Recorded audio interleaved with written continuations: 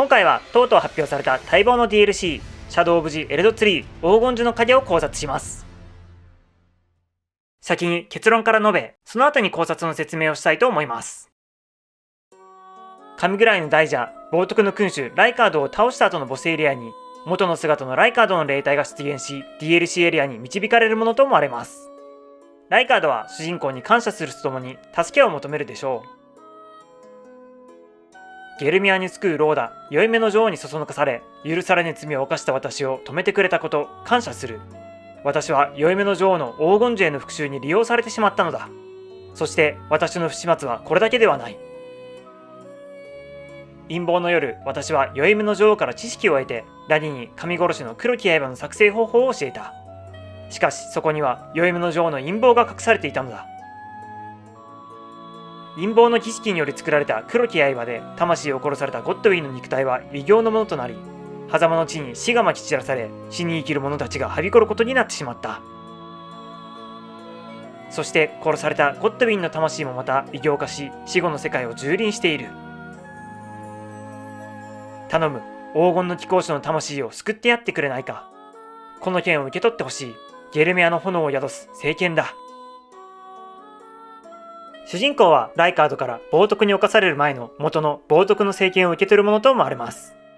炎属性の体験でおそらくただれた呪霊のような姿になっているであろうゴッドウィンに効果があると考えられます。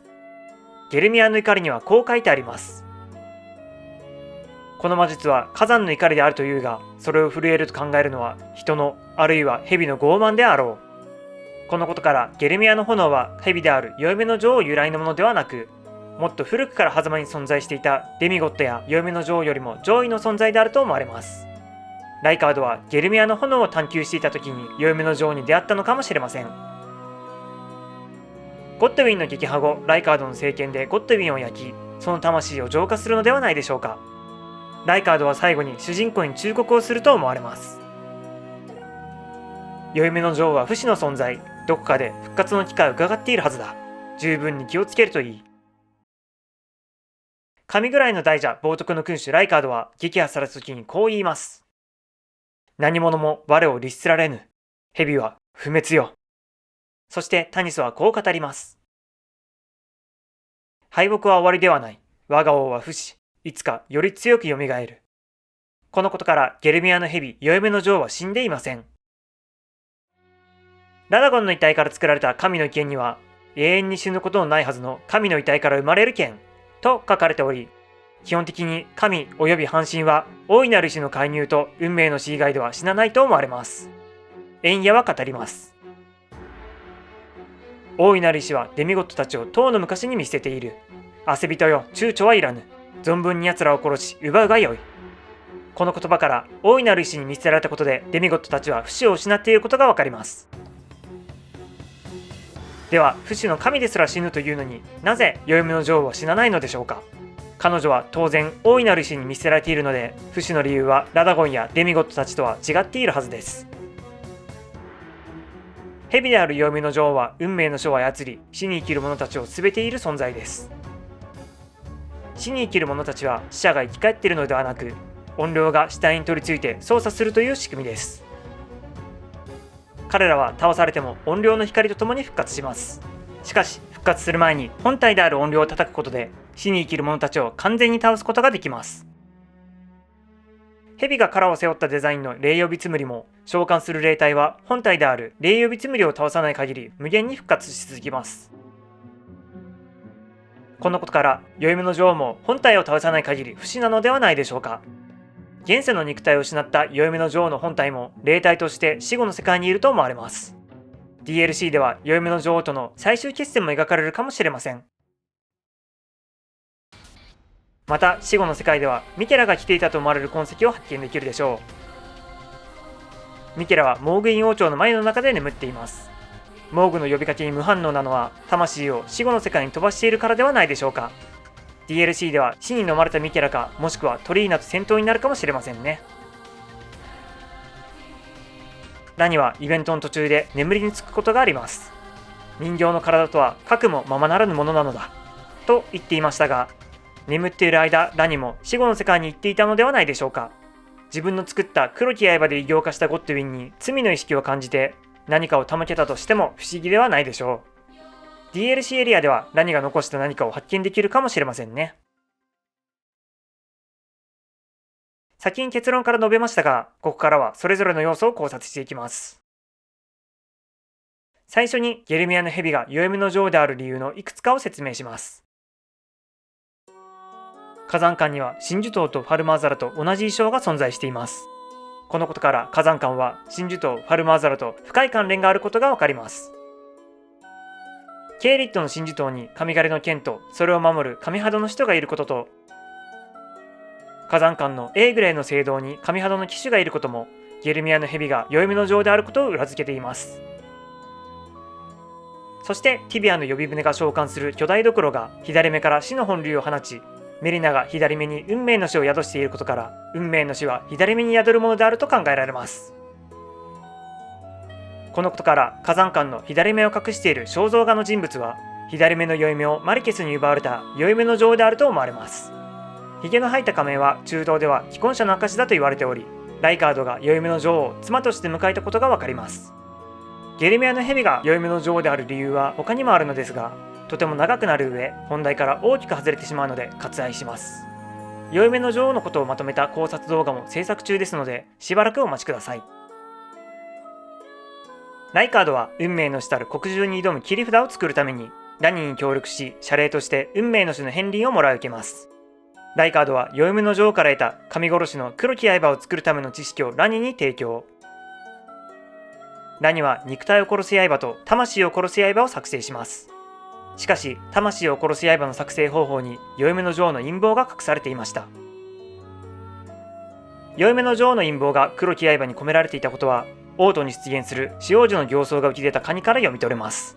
カニは薄い青緑色をしており、この色は秘則と呼ばれるものです。宵夢の女王の加護を受けていたと思われる神肌縫いと神肌剥ぎも秘則の刃を持つと言われています。このことから運命の死の影響を受けている死王子の形相が浮き出た秘則のカニは、陰謀の夜に宵夢の女王が関与していたことを裏付けているのです。魂を殺されたゴッドウィンの肉体が陰謀により異形化したのであれば、その魂もまた異形化したのではないでしょうか。ゴッドウィンは黄金樹の祝福を受けたデミゴッドです。死王女の杖にはこう書かれています。汚れた琥珀が埋め込まれた杖、それは死王樹の一部であるといい、死の魔術を強化する。ゴッドウィンの肉体は黄金樹の樹液、琥珀であると言われており、その魂もまた樹木の性質を持っていると考えられます。DLC の画像の大樹に巻きつく黒い木の周囲に死を思わせる黒いものが漂っていることから、この木は運命の死の影響を受けていると思われます。このことから黒い木は宵夢の女王の陰謀により異形化したゴッドウィンの魂なのではないでしょうか。DLC の舞台。地面を覆う植物はアルター高原のものとは別の植物です。一番近いのは足でしょうか。エジプトでは死後の世界は一面の足の原であると言われています。エルデンリングの世界にも足の地があり、植物の足が存在しています。黄金樹の前の時代ではアルタスの花が死を送る花として知られており、死者が無事あの世に行けるように手向けられていたものであると思われます。アルタスの花はどことなく足に似ています。このことから画像の場所は死後の世界であると考えられます。死後の世界にはかつて狭間に存在した太陽の都の民や黄金樹に敗北した外なる神々が住んでいると思われます。足は豊穣の象徴であるとも言われているので、彼らは死後の世界で平穏を置いていたのかもしれません。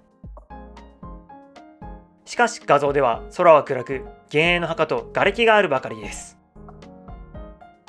遠くには大樹に襲いかかるゴッドウィンが見えます。現世は黄金樹が蹂躙しました。死後の世界もまた異形のゴッドウィンに蹂躙されているのではないでしょうか。登場人物。金髪の人物はその髪型からミケラであると思われます。しかしミケラだとすると少々育ちすぎている気がしますが、エンヤはこう語っています。女王マリカはエルデンリングの宿主、その原子を宿す者、すなわち神さね。このことから神とはエルデンリングの原子を宿す者です。マヤにこもって聖女を作り神になろうとしているミキラは神になる条件である原子を宿していると思われます。モーグイン王朝にいるミキラが成長していることから原子を得ることで永遠に幼い宿話を克服していると思われます。なのでミキラの身長が伸びていても不思議ではありません。トレントは柔らかな金の指笛で呼び出せます。柔らかな金は無垢金であると考えられるのでミケラもトレントを呼び出せたのではないでしょうか。ミケラが死後の世界に来ている理由は2つ考えられます。1、マレニアの宿話の治療法を得るため。2、魂が異形化したゴッドウィンを救うため。2はそのままです。解説不要ですね。ミケラは兄様に正しい死を与えたいと思っています。1についてご説明いたします。ラダゴンが掲げた黄金律原理主義は原初の黄金樹を原点として絶対視するものです。しかしそれはマレニアの主観に無力だったのでミケラは原理主義を捨てて聖女を作りに至りました。ミケラの針は使用者の時間を巻き戻して外なる神の影響を受ける前に戻すことで治療するものであると思われます。したがって生まれつきの宿話を持つマレニアはいくら時を巻き戻しても進行を遅らせるだけで治癒には至りません。マレニアの宿話の元になった腐敗の神は黄金樹の前の時代、おそらく太陽の都時代に存在していた神です。太陽の都時代に生きていた人たちは現在死後の世界にいると思われるのでミケラはマレニアの治療法を死後の世界に求めたのではないでしょうか。瓦礫と墓。次に地面を覆い尽くす墓を考察します。墓の中には穴が開いているものがあり、これは王と街老と祝福モーの嘆き箱のものと同じです。この穴の開いた墓には指紋のような文様が刻まれています。指紋石の盾、びっしりと指紋の刻まれた巨石の盾、それは古い神の墓の一部であり、指呼びなき指がその言葉を刻んだ後だという。それは狂いの始まりであったろうか。指紋石は3本指に仕えていた古い神の墓です。このことから指紋が刻まれた穴開きの墓は3本指に連なる神や英雄の一族など3本指に近しい存在の墓なのではないでしょうか。王都の墓には黒いブレスを履く太陽の都のスケルトンが出現し、死を思わせる黒い花が咲いている場所では蛇のスケルトンが多く見られることからこのエリアは死のルーの影響を受けていると思われます。近くに死の根の痕跡が存在しないことからこれはゴッドウィンの影響ではなくおそらく粛清され埋葬されているであろう宵目の女王の一族の影響であると考えられます。3本指に仕えていた古い神とは宵目の女王だったのです。こちらの動画ではかつて2本指と3本指は5本指として存在しており、宵目の女王とプラケドサックスは5本指を信仰し太陽の都を治めていたと考察しました。詳細は動画をご覧いただけますと幸いです。大いなる石は精神に干渉することができます。太陽の都の時代が終わるとき、2本指の信徒たちは大いなる石に操られて、かつての同胞である3本指の信徒たちを粛清したと考えられ、このおびただしい数の墓はその時に建てられたものであると考えられます。神が人々を操り殺し合わせるなど決してあってはならないことです。ラニは語ります。そして私は2本指を拒んだ。死のルーを盗み神人たる自らの体を殺し捨ててでも私はあんなものに操られたくはなかったのだ。ラニが2本指を憎み神や律を狭間から遠ざけようとしたのは黄金樹の過去を知ったからではないでしょうか。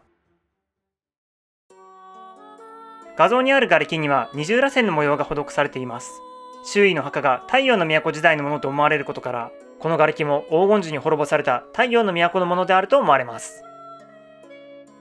二重らせんは現在では主に神殺しの武器である神狩りの剣や指殺しの刃などに見られます。黄金樹を呪う堕落調香師の老母には二重らせんを描く蛇の模様が施されており、蛇と二重らせんが黄金樹への反逆の象徴として使われています。蛇は宵目の女王の象徴であり、二重らせんは太陽の都の特徴的な死生観を表現していると思われます。赤羽の七詩人、死に近づくは紅葉である。それでこそ懸命に生にすがりつき、後の死はより輝かしい。これが太陽の都の死生観です。二重らせんは懸命な生と輝かしい死は表裏一体であり、どちらも欠かすことができないものであるということを表現していると思われます。死を否定した黄金律で忌避されるのは当然のことですね。死後の世界は異形のゴッドウィンによって蹂躙され、建造物は瓦礫となり、建てられていた墓もなぎ倒されて原因になっていると思われます。